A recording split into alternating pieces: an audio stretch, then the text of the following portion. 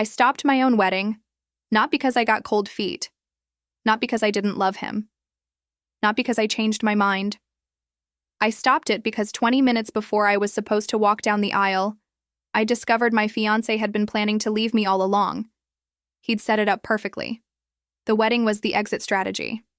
And I was supposed to be too naive, too trusting, too in love to see it coming. Everyone thought he left me, that he was the one who called it off. That I was the heartbroken bride, but I left him. In front of 180 guests. At the altar, with receipts, and I'm about to show you exactly why. Before we get into this, drop your country and city in the comments. Let me know where in the world you're watching from. And hit subscribe right now, because this story has layers you won't believe, and I need you to stay until the end to see how it all unravels. Now let me take you back to where this started. Because before I explain what he did, you need to understand how I figured it out. His name was Marcus. I met him 3 years ago at a friend's dinner party in Chicago. He was 34, financial analyst, tall, charming, the kind of guy who remembered details about conversations and asked follow-up questions the next time you talked. Our first date was perfect. Italian restaurant, good wine. He asked about my work, I'm a graphic designer, and actually listened. Didn't talk over me, didn't check his phone, just listened. 6 months in, he told me he loved me. 1 year in, we moved in together. 18 months in, he proposed. The proposal was beautiful. Rooftop restaurant overlooking the lake, string lights. Photographer he'd secretly hired. Down on one knee with a ring that must have cost 3 months' salary. Claire, you're the best thing that's ever happened to me. Marry me. I said yes. We set the date for June 15th, 2024. 14 months to plan. Plenty of time to do it right. Marcus was involved in everything. Venue selection, catering tastings, flower arrangements. Most grooms check out during wedding planning, but Marcus was there for every decision. I want this to be perfect for you, he said. You deserve perfect. I thought I was lucky. Thought I'd found the one. I had no idea I was dating someone counting down to the day he could disappear. The first weird thing happened 4 months before the wedding. February 2024. We were lying in bed scrolling through our phones. Marcus was looking at something on his laptop. I glanced over and saw a Google search. How long does it take to transfer money internationally? You planning a trip? I asked. He closed the laptop quickly. Just researching something for work. International clients. Made sense. He worked in finance. I didn't think about it again. 2 weeks later, I needed to use his laptop. Mine was updating and I had a client deadline. He'd left it open on the kitchen table. I opened a new browser tab. The history auto-suggested recent searches. Countries with no extradition treaty to US. How to open offshore bank account. Best countries to disappear. I stared at the screen, felt my stomach turn. Then I heard Marcus coming down the hall. I closed the browser. Acted normal. Hey babe, can I use your laptop real quick? Mine's updating. Oh yeah, sure. Let me just close some work stuff first. He took it. Cleared the history while I watched. Then handed it back. All yours. I didn't say anything. Told myself he was probably researching for a client. Finance guys look up weird stuff all the time, but the feeling stayed. March 2024. 3 months before the wedding. I noticed Marcus started being weird about money. We'd always kept separate accounts but had one joint account for shared expenses. Rent, utilities, groceries. We each contributed $1,500 a month. One day I checked the joint account to pay our internet bill. The balance was $73. I texted Marcus. Hey, did you take money out of the joint account? Oh yeah, sorry. Needed to cover something for work. I'll put it back next week. He didn't put it back. 2 weeks later, I checked again. Balance, $21. I brought it up in person. Marcus, what's going on with our joint account? It's basically empty. Work stuff. I'm handling a big client transfer and needed liquid capital. I'll replenish it after the transaction clears. When will that be? Couple weeks. It never got replenished. Around the same time, I noticed other things. The wedding vendor started emailing me asking for payment. The photographer. Final payment of $3,000 due by April 1st. The caterer. Remaining balance of $8,000 due 30 days before event. I'd assumed Marcus was handling payments. He'd insisted on it. Let me take care of the money stuff. You focus on the creative decisions. I forwarded the emails to him. Did you pay these? Oh, I thought you were handling those. You said you were handling payments. Right. I'll take care of it this week. He didn't. The emails kept coming, the venue, the florist, the DJ, all asking for payment. I started paying them myself, used my savings, didn't want vendors to cancel 3 months before the wedding, but it bothered me. Marcus made good money, 6 figures. Why was he suddenly broke? Then in April, 2 months before the wedding, I got a call from our landlord. Claire, your rent is 2 months overdue. That's $6,000. I need payment by the end of the week or I'll have to start eviction proceedings. My blood went cold. What? Marcus has been paying rent. I haven't received anything since February. I checked our joint account again. I'd been depositing my half. $1,500 in March, $1,500 in April. Marcus's deposits? 0. I'll get you the money, I told the landlord. Hung up. Called Marcus. Why haven't you been paying rent? What? I have been? Our landlord says we're 2 months behind. Pause. That's weird. Let me check my bank. Maybe the transfers didn't go through. Marcus, where is your money going? I told you. Work stuff. The client transfer, it's all tied up temporarily. For 3 months? These things take time. Don't worry about it. I'll handle it. I paid the back rent, $6,000 from my savings. We were getting married in 2 months. I told myself we'd figure it out after the wedding. That maybe he was spending on something for the honeymoon.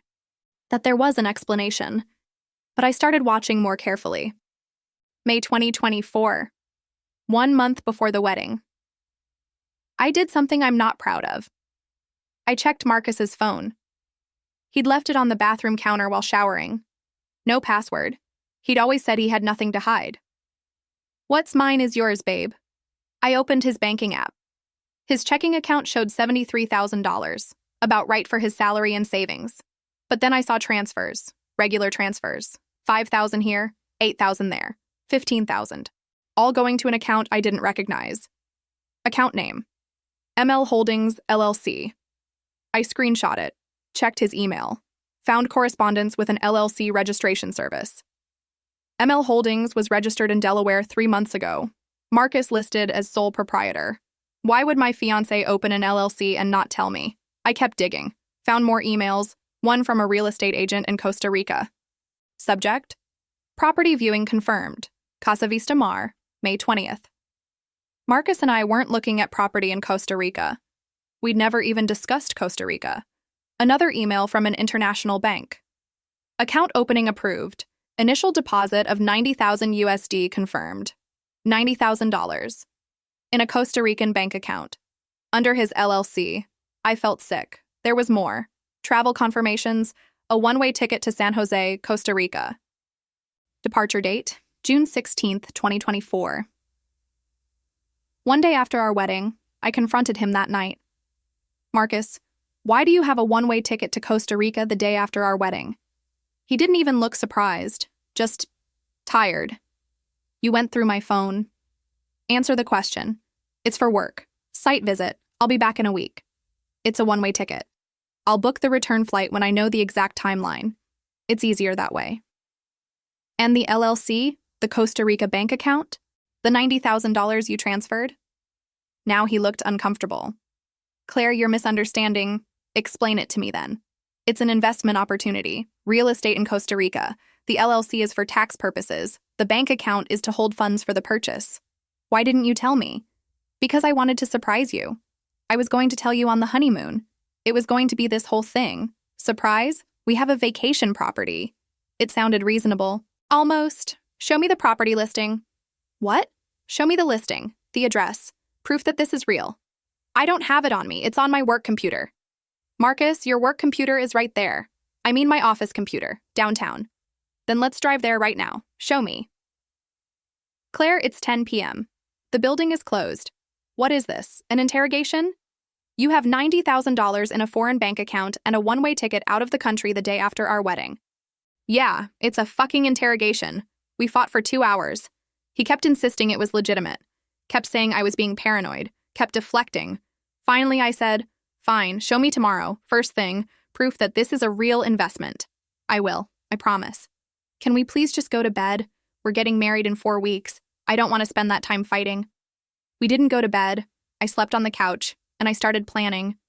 The next morning, Marcus left for work early, said he had meetings all day. I called in sick to my own job, and I went full detective. I accessed our shared Google Drive, found a folder I'd never noticed before, labeled Project ML, same initials as his LLC. Inside, spreadsheets, financial projections. Property documents, but not for investment property, for living arrangements. One document titled Monthly Costa Rica Budget, Rent, 1,500 Utilities, 200, Food, 600, Entertainment, 800, Transportation, 300. This wasn't an investment. This was a living expense budget. For one person, another document, Asset Liquidation Timeline, March 2024, Open LLC. Transfer savings start April 2024. Sell engagement ring after wedding. Estimated value $12,000. May 2024. Close U.S. bank accounts. Transfer remaining funds to CR account. June 15th. Wedding. Collect cash gifts. Estimated $20,000 to $30,000. June 16th. Depart. June 20th. File paperwork to dissolve LLC. Untraceable. I read it 3 times.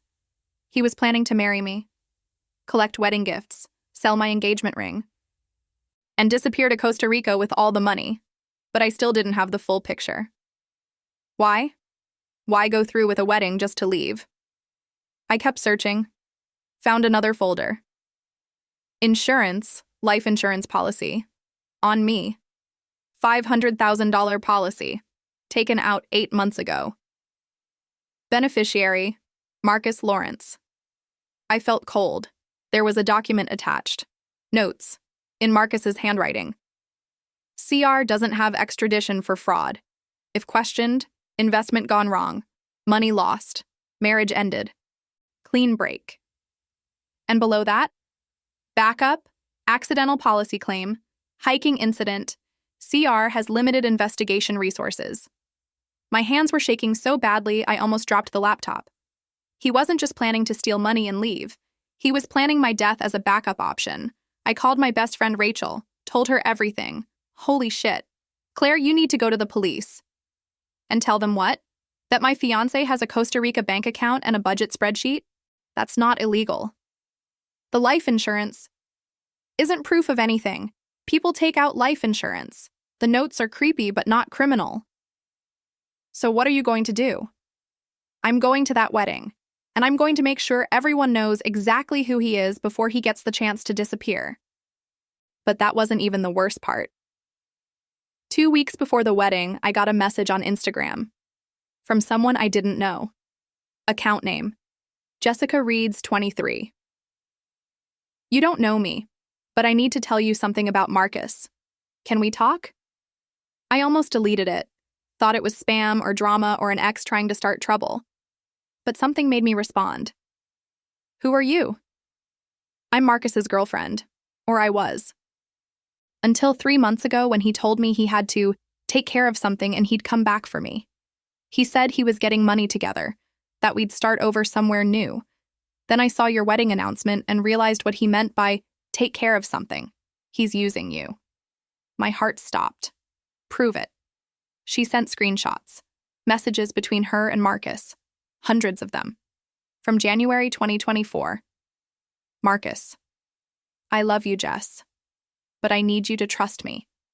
I'm handling something that will set us up for life. Jessica, what are you handling? Marcus, better you don't know the details. Just know that by July we'll have enough money to disappear together. Costa Rica, beach house, new life. From March. Jessica, you're still engaged to her? Marcus, it's part of the plan. The wedding brings in cash gifts. Her family is loaded. We're talking $20,000 to $30,000 easy. Plus I can liquidate some joint assets after. Then I'm out. Jessica, what if she finds out? Marcus, she won't. Claire's too trusting, too busy with wedding planning to notice anything. By the time she realizes, I'll be gone. From April. Jessica, when are you leaving? Marcus, day after the wedding, June 16th, Flight to San Jose. You'll meet me there on the 18th. I already booked your ticket. There were photos, too. Marcus and Jessica together, at restaurants, at her apartment, kissing, recent photos.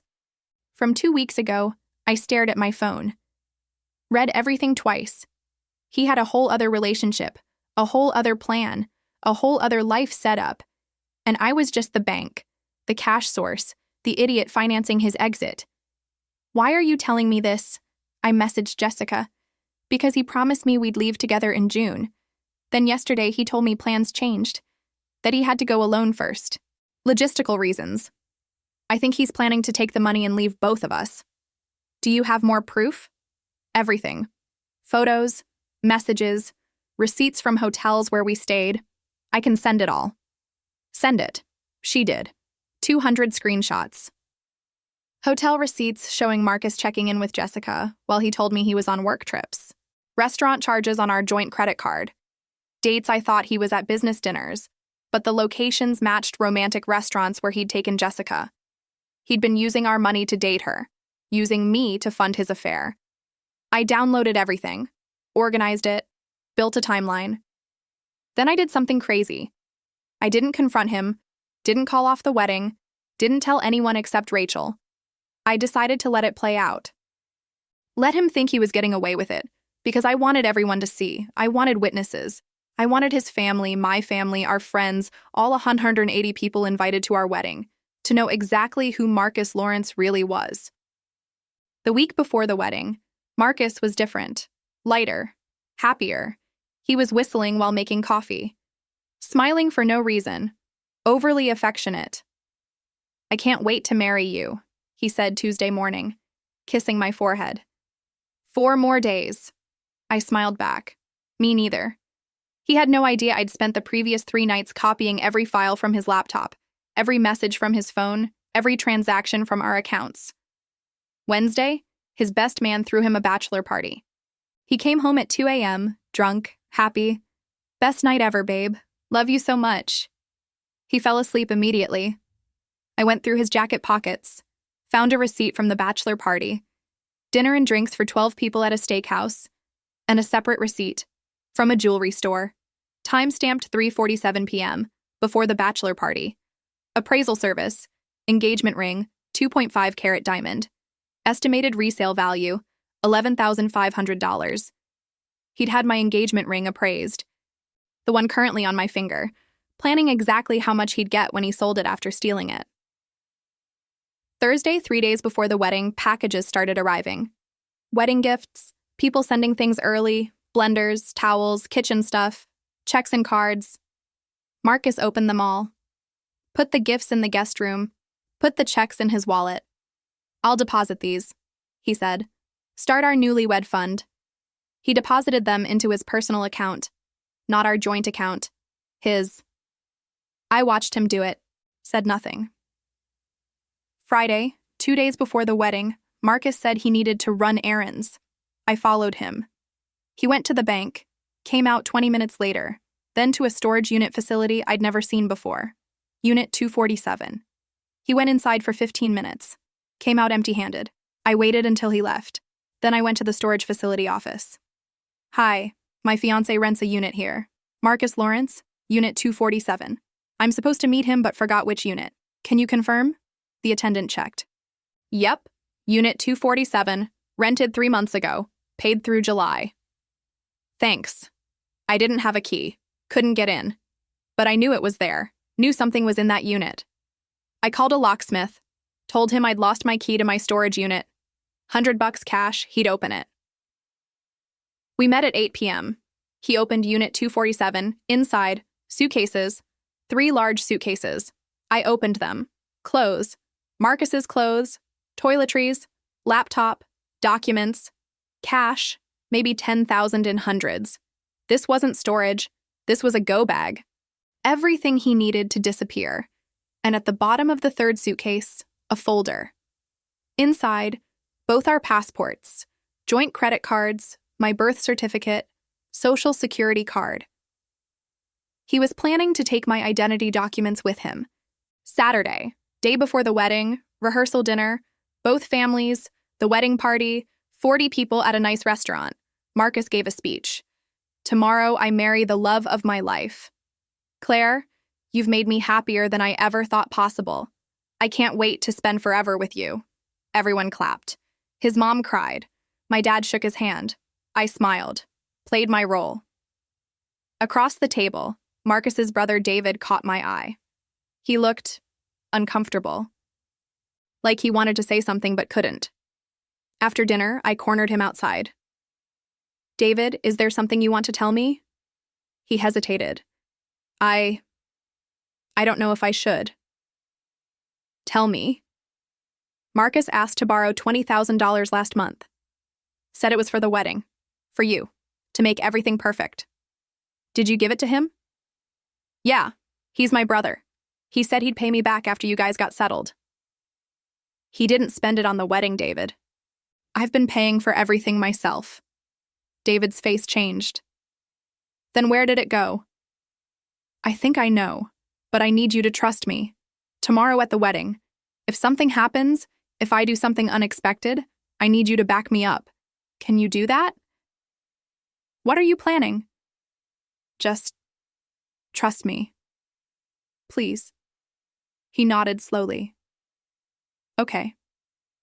That night, Marcus stayed at his brother's place. Tradition. Groom doesn't see the bride before the wedding. I stayed at our apartment. Went through everything one more time. Made sure I had all the evidence. Printed key documents. Made copies. Organized it all into a folder. Rachel came over. Are you sure about this? He's been planning this for months, maybe longer. He's stolen money from me, from his own brother, from our wedding budget. He has a girlfriend waiting for him in Costa Rica. He has my identity documents packed in a storage unit. And he has a life insurance policy on me with notes about accidental hiking deaths. Holy shit. If I don't stop this tomorrow, I marry him. He takes the wedding gift money. We're talking at least $25,000 in checks. He sells my engagement ring. He leaves the next day, and I'm stuck with all his debts, a ruined credit score, and possibly worse if he decides the life insurance payout is better than just running. What are you going to do? I'm going to that wedding. I'm going to walk down that aisle. And right before we say I do, I'm going to make sure everyone knows exactly who Marcus Lawrence is. June 15th, 2024. I got ready at the venue. Historic mansion with gardens. Beautiful. Exactly what I'd dreamed of. My bridesmaids helped me into my dress. White lace. Fitted. Gorgeous. Cost me $4,000 that Marcus had promised to pay for, but didn't. My mom came in. You look beautiful, sweetie. Are you ready? Ready. 180 guests. String quartet. Flowers everywhere. Everything perfect, except the groom was a con artist planning to rob everyone in the room and disappear to Central America. I waited in the bridal suite. Rachel was with me. She'd hidden the folder of evidence in her bridesmaid dress. Last chance to call this off privately, she said. No. He wanted a public wedding. He's getting a public ending. The music started. Time to walk down the aisle. My dad met me at the entrance to the garden. You okay? You look pale. I'm perfect, Dad. Let's do this. We walked, slowly, everyone standing, smiling, taking photos. Marcus was at the altar, smiling, eyes bright, looking at me like I was everything he'd ever wanted. Such a good actor. I reached the altar. My dad kissed my cheek, sat down. The officiant began. Dearly beloved, we are gathered here today. I barely heard it. Was watching Marcus. He was still smiling. Reached for my hands, held them. The officiant kept talking. Marriage is a commitment, a promise, a bond between two people who choose each other, every day, for the rest of their lives. The irony. If anyone has reason why these two should not be married, speak now or forever. Hold your peace. Silence. The officiant smiled. Then let's proceed with the vows. Marcus, you may begin. Marcus took a breath. Claire, from the moment I met you, I knew... Wait. Everyone froze. Marcus stopped. What? I have something to say first. Claire, we do vows now. Then you can... No, now. I let go of his hands. Turned to face the 180 guests staring at us. Thank you all for coming. I know you traveled. I know you brought gifts. I know you're here to celebrate love and commitment and forever. Confused murmurs. But before we go any further, there's something you all need to know about Marcus. Marcus grabbed my arm. Claire, what are you doing? I pulled away, gestured to Rachel. She walked forward, handed me the folder. Marcus has been planning to leave me all along. This wedding, this entire relationship was a setup to steal money and disappear. Gasps. Loud gasps. Marcus's face went white. You're insane. You're having a breakdown. I have proof. I opened the folder, pulled out the first document. This is a one-way ticket to Costa Rica, departing tomorrow, June 16th, in Marcus's name. I handed it to the officiant. He looked at it, looked at Marcus, pulled out the next document. This is registration for an LLC called ML Holdings. Marcus is the owner. He's been transferring money to it for 3 months. $90,000 so far. Handed it to Marcus's mother in the front row. She read it. Her face crumpled. This is a budget spreadsheet for monthly living expenses in Costa Rica. For one person, not two. One. Marcus tried to grab the folder. Stop this right now. I stepped back. This is correspondence with a real estate agent in Costa Rica about a property viewing. This is a bank statement from an international account with $90,000. Marcus's father stood up. Son, what is this? Dad, she's taken things out of context. These are work documents. And these, I pulled out Jessica's screenshots, are messages between Marcus and his girlfriend Jessica, planning to meet in Costa Rica after he leaves me. Messages from 2 weeks ago. I held up a photo, Marcus and Jessica kissing. Date stamped May 28th, 2024. 18 days ago. The crowd exploded. Shouts, gasps. Marcus's mom started crying. You've been cheating? My mother stood up. It's not what it looks like. He's been planning this for months, I said, loud enough for everyone to hear. The wedding was never real. He was going to marry me, collect your gifts, steal everything he could, and leave the next day. He has a storage unit packed with his clothes. He has my passport and identity documents ready to take with him. And I held up the final document. He has a $500,000 life insurance policy on me, with notes about accidental hiking deaths in Costa Rica. Complete silence, everyone staring at Marcus. She's lying, Marcus shouted. This is fabricated. She's doing this because she's scared of commitment. Then explain the one-way ticket, my father said. His voice was deadly calm. Work trip. Explain the girlfriend, Rachel said, holding up her phone with more of Jessica's screenshots. Explain the storage unit with all your belongings packed, I added. Marcus looked around, at 180 people staring at him, at his parents looking devastated, at his brother David, who slowly shook his head. You asked me for $20,000, David said. You said it was for her, for the wedding. Marcus ran, actually ran. Through the garden, past the shocked guests. To the parking lot, I heard his car start, heard the tires screech. He was gone. The wedding was obviously canceled, but we didn't waste the venue, didn't waste the food or the music or the open bar. My dad got on the microphone. Well, this has been the most dramatic wedding I've ever been to, but we paid for this party. So we're having it anyway. Everyone eat, drink, celebrate Claire dodging the biggest bullet of her life. And that's what we did. Turned my almost wedding into the best party I'd ever been to. People came up to me all night, hugged me, told me I was brave, asked how I'd figured it out, asked if I was okay. I was better than okay. I was free. Marcus tried to leave the country the next day. His flight to Costa Rica. He was arrested at the airport. I'd gone to the police after the wedding, showed them everything. The life insurance policy with the notes about accidents. The stolen wedding gift checks that he'd deposited in his personal account. The identity documents he'd taken from our apartment. Charges, theft, fraud, conspiracy to commit insurance fraud, identity theft.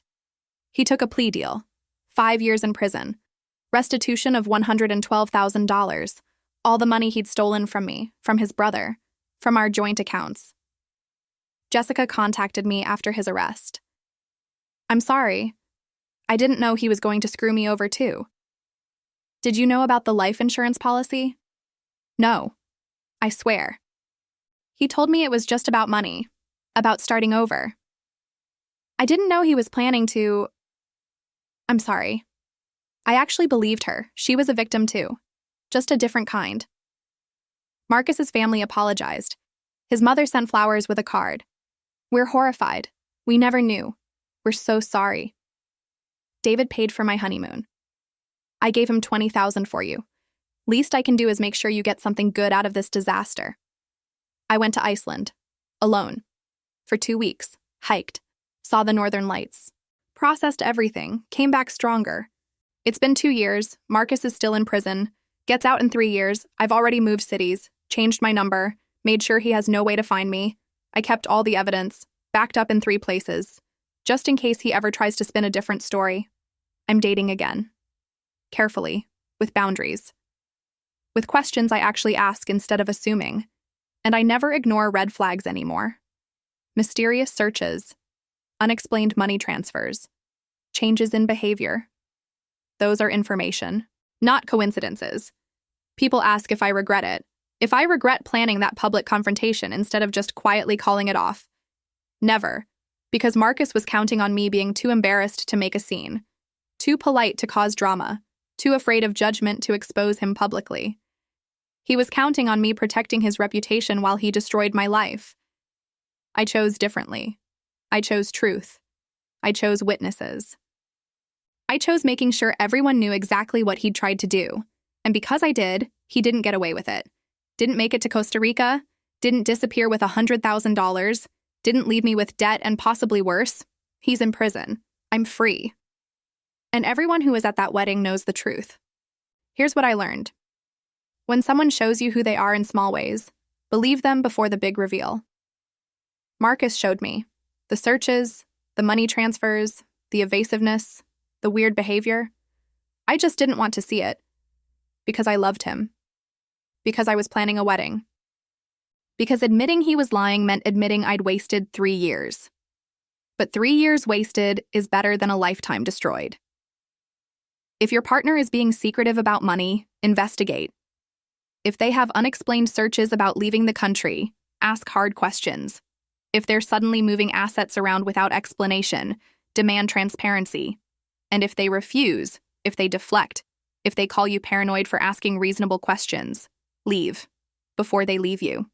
Or worse, because the person planning to betray you is counting on you ignoring your instincts, counting on you being too trusting, too loving, too afraid of conflict. Don't give them that power. Marcus thought he had me figured out, thought I'd never question him, thought I'd walk down that aisle, say I do, and hand over my life without ever checking what he was really doing.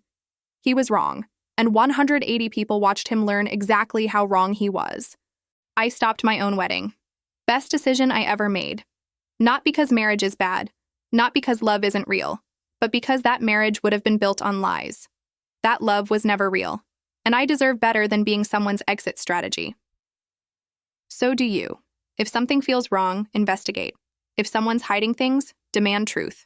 If your instincts are screaming, listen, because the embarrassment of canceling a wedding is temporary. The consequences of marrying the wrong person can be permanent. I chose temporary embarrassment, and I've never regretted it. Marcus chose prison. I think I made the better choice. If you've ever ignored red flags and regretted it, leave red flags in the comments. If you think I should have handled this privately instead of at the altar, leave private. If you think Marcus got exactly what he deserved, leave justice. And subscribe because every week I share real stories about people who trusted the wrong person and what happened when they finally saw the truth. Drop your country and city in the comments. I want to know how far this story travels. Thanks for watching. And remember, trust your gut. It knows before your heart does.